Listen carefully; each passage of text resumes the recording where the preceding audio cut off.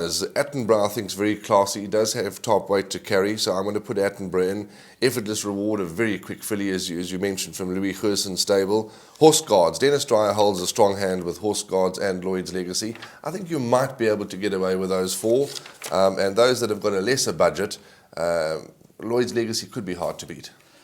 Okay, so there you've heard it. Race 6 is the next leg of the pick 6. It's the Aventure Dali Arabian. It's another listed race, over 1,600 meters this time. And again, it's great that Aventura come on board as our official wine sponsor for this weekend's Festival of Racing at Greyville on Saturday and Sunday. Well, as can be expected, in a listed handicap over 1,600 meters, we've got 12 runners going to post, and it does again look competitive. Night Trip, guys, is obviously the interesting runner. He's won over the course and distance, and indeed this race a couple of times.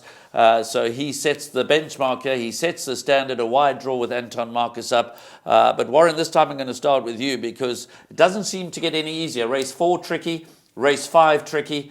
All handicaps. Race 6, obviously, the Dali Arabian a handicap. So what do you fancy? Graham, you're quite right. It's we don't want to sound like stuck records, but I think you have to load up here. It is very, very tricky. The first horse I looked at when looking at the form is Nebula. If you go to his penultimate start on the poly, over the distance, he beat Barrytone. So he would be my first choice, but all of numbers 1, 2, 4, 7, 8, 11, 12 being Budapest, Irish Pride, Nebula. In other words, Macduff, Cutting Edge, Maximizer. I think those have all got to be considered for putting into the perm. Kevin, anything to add? It's a tricky handicap. Nebula probably the one to beat. He ran below par in the Cup trial and missed out on his opportunity as a result of that to run in the Vodacom Durban July. He should be absolutely spot on for Brett Crawford to make a bold effort here with Nebula. Yeah, I can't agree with you more. I thought they really fancied this horse to get in the July and to actually win the July, and he never got in, but he did fluff his lines, unfortunately. He's a beautiful individual, looking individual by Silvana.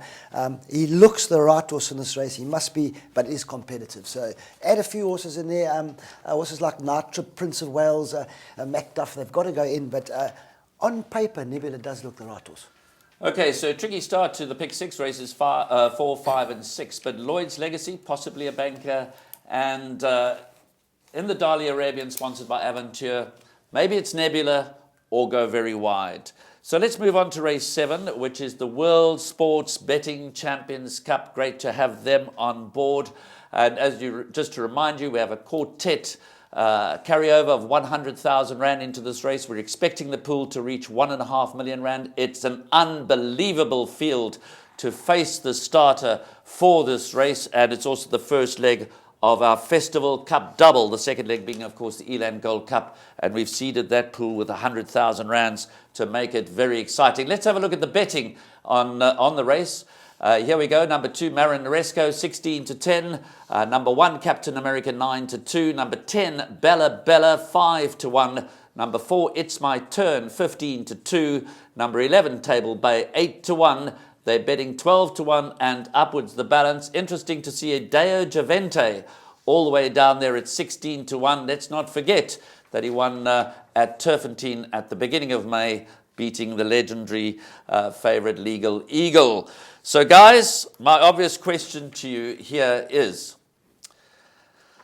Marin Noresco probably is entitled to his position as favourite. He won this race last year after running second in the Vodacom Durban July. The word from the stable is he's well. But Captain America, no pushover. Anthony Delpeche seems to be very confident about Bella Bella. So my first question to you is, can anything else win it? Can we narrow this leg down to a maximum of 3 runners, being Captain America, Marin Noresco and Bella Bella? Yeah, I'm going to go... I'm sorry to do this, Graham, but I'm going to go against Marin Noresco. Unfortunately, I think he's had 2 very hard runs in Durban. The Drillall just got up at a 1400, and then he just got up in the July. I think Matador Man is a big runner from the Sean Terry yard. Bella Bella, as you say, I think Bella Bella, if she had run in the July, her run on July Day, I think she would have just about won the July, just looking at her form with Nightingale. For me, I think a very big runner. So I'm going to go against Manaresco. Yeah, I'm going to go Captain America, Bella Bella, Matador Man. Those are my 3. You brassing Marin Noresco? I'm brassing him. Oh, big words, I'm big going words. I'm going against him. Warren, I'll ask you the same question. He's thrown Matador Man in above or along with the three principal runners. In fact, along with two of the three principal runners. For me, it's a three-horse race. I am leaning towards Marinaresco because I think he's so well handicapped. But Bella Bella I respect very, very much so, as with Captain America. But I can't see anything else winning, can you? No, Graham, last night, as you know, we only got the form late. So Kevin and I haven't been together, but I'm big on this horse, Matador Man. You know, I thought I was going to mention it and people would thought I think I was balmy. But Kevin's mentioned it. Matador Man last time, the win was ultra impressive. Came from a long way back. Very much so, Kev. Really, long way back. Come on, guys, man. Carrying 53 kilograms in lesser company. Now it's weight for age. Just about weight for age. There's a small penalty for the previous Group 1 winners. Anyway, that's your view, and I don't want to go against it. No, I'm not saying he's a certainty to win. I've put 4 horses in. I've gone fairly light. Captain America, Marinaresco, Bella Bella, and Matador Man. I've thrown him in as a roughy Matador Man, but Bella Bella is my first choice. I think her last win was just super. Okay, whichever way you look at it, the World Sports Betting Champions Cup, the first leg of our featured double, which includes the Eland Gold Cup. Fascinating race, quality field.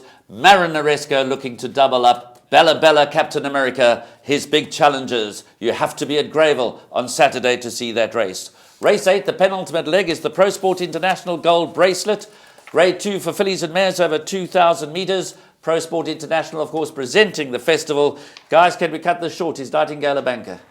For me, I think Nightingale's the right horse. Very, very good run in the July.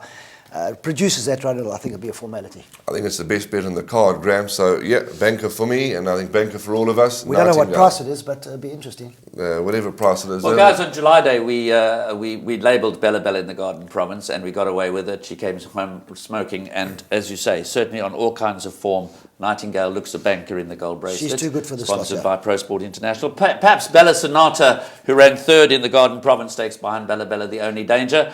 But we're going to row in as a panel. We're going to cut it short. We're going to banker Nightingale in race 8, the Pro Sport International Gold Bracelet. So to the last race, which is a tricky affair. It's the Blythedale Coastal Estate Maiden Plate over 1,800 metres. By the way, the first race on Saturday is at 12:10. The last of the 9 races at 5:30. So, Kevin, I'm going to start with you. Obviously, these maiden plates, often it's easier to find winners in maiden plates than in handicaps, so perhaps it's not as tricky as we think, but there seem to be a few with winning claims. Yeah, absolutely. I think if you're going in the pick 6 up into the last race, those maiden races, you'd like quite a few horses. And yeah, I mean, I think Lucky at Last is a big runner. Duncan Howell's horse got no really form. He's the kind of horse you must put in. But I think you need a few horses here. Not I wouldn't go light here. I'd put a couple of horses here. Warren? I've gone with 5 horses, Graham. Lucky at Last, Kevin's mentioned. Good last run. Roy's Katrina, consistent. Bad draw though. Bright Eye, Bushy Tailed. I think over the 1,800 metres you're going to see a much better run. 14 Cap and Pride, beautifully related horse. And Storm Racer, I'm just a bit concerned of the form of the last run, but he did run second. So I think 5 horses for me you could get away with. Cap and Pride then sets the standard in the last race. The guys have mentioned 4 or 5 horses. Don't leave out number 13, Bright Eye Bushy Tail. The Dynasty goes 600 metres further than on its debut, and there are a couple with obvious place form that you need to consider. That's our Blitz preview for Saturday's race meeting, the World Sports Betting Champions Cup, on Saturday as race 7.